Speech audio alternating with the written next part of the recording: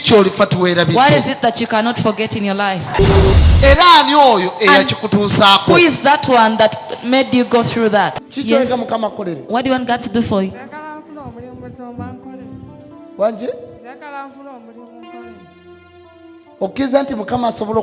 Do you believe God can change you?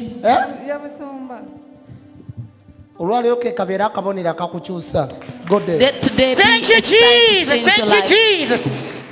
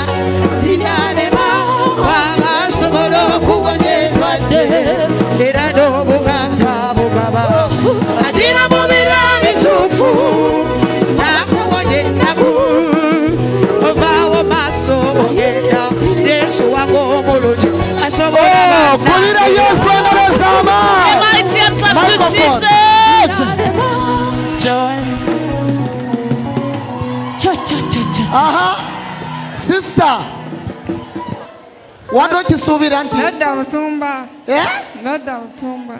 Oh, we wrote here. How do you feel? You're like a bride. Katonda wanji. Katonda nga bwakukyusiza. Just as God has changed you. Bw'atyo bw'agenda okukyusa. Ezo engoye zaaweereddwayo dda mu maaso ga Mukama. Those clothes have already been presented before the Lord. Ekyambalo eky'omukisa. The dressing of. Seetaaga yadde olw'ataano. I don't even need 50 shillings. Mugende mwambale engoye ezo. Go and put on those clothes. Mukama abakyusize ddala. Let God change you. Kyolifa Tewaribidde. What is it that you cannot forget in your life? Era ani oyo eyakikutuusaako? Who is that one that made you go through that? Tosobwa programu yo Kyolifa Tewaribidde wano ku ABS television okuva ku Monday paka ku Lwokusatu ssaawa 4 ez'ekiro.